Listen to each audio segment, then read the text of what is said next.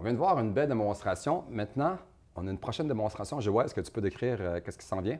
Ouais, on va voir une démonstration de Shorin Jiu-Jitsu, qui est du Jiu-Jitsu japonais. OK. Le nom Shorin fait référence aux tables de Shaolin. Puis le Jiu-Jitsu, c'est pas le Jiu-Jitsu brésilien qu'on a l'habitude de voir à la télé maintenant, mais plus la forme ancestrale de Jiu-Jitsu que les samouraïs pouvaient pratiquer. Dis-moi, c'est quoi la différence entre du Jiu-Jitsu et du judo? Pour moi, je ne peux pas te dire la différence, là. On va dire le judo, c'est une forme un peu moderne du Jiu-Jitsu qui se spécialise dans des projections, étranglements. Il n'y a pas de frappe. Dans le Jiu-Jitsu classique, il y a des clés articulaires, des frappes, des étranglements aussi, des projections aussi. Fait qu'il y a une certaine similarité, mais le curriculum est un petit peu plus On a un vaste. grand champion en judo, je pense, Nicolas Gill. Oui, exactement. Nicolas Gill, mon associé dans Jucado, là, qui est double médaillé olympique. Wow, bravo. On a un ambassadeur. Donc, on se retrouve avec la prochaine démonstration de Shorin Jiu-Jitsu. L'Académie d'art martial intégral Shorin Jiu-Jitsu. Donc, on va commencer avec une démonstration. C'est comme un kata, c'est une kata de respiration. Oui.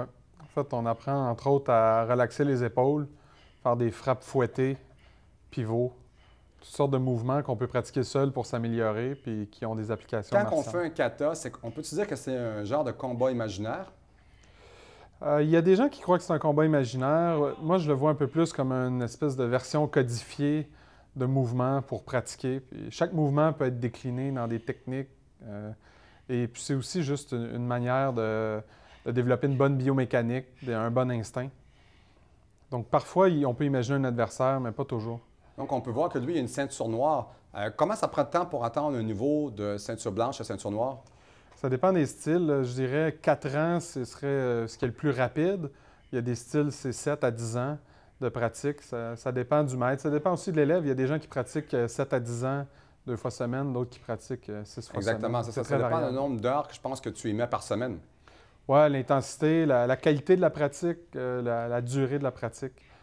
Donc, de parler en termes d'années, ça apporte un peu à confusion, là. Je dirais pour le grand public, si on calcule 5 à 7 ans, c'est un estimé raisonnable, là. Donc, c'est un très bon sport justement pour la remise en forme. On peut dire que les arts martiaux, moi, pourquoi j'ai fait ça, c'est parce que, un, c'est une bonne remise en forme, puis deux, c'était un très beau mode d'autodéfense aussi. Oui, il y a certainement, là, pour la confiance en soi, pour l'autodéfense, puis comme on peut voir, la forme qu'on voit présentement, c'est quand même très exigeant. Les positions basses, ça a l'air facile parce que c'est un pratiquant compétent, mais c'est quand même difficile de faire ces mouvements-là avec cette fluidité-là, les postures basses. À la fin, probablement qu'il y a de l'acide lactique dans les cuisses puis qui est essoufflé, même s'il ne le montre pas, là. C'est vraiment là. On va citer une démonstration de cassage. Ouais. C'est quand même beaucoup de blocs de béton aussi, hein.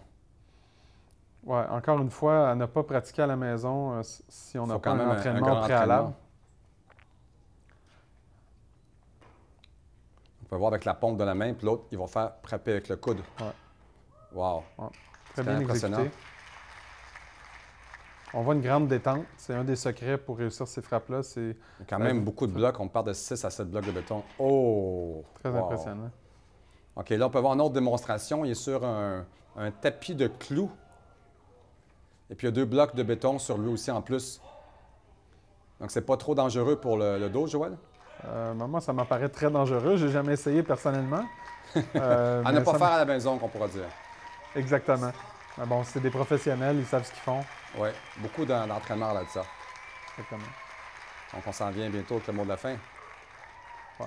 Une des choses ici, ça va être de contrôler la pression dans le ventre pour Wow! synchroniser avec la frappe. Vraiment une belle démonstration. Nous, on se retrouve après la pause dans quelques instants.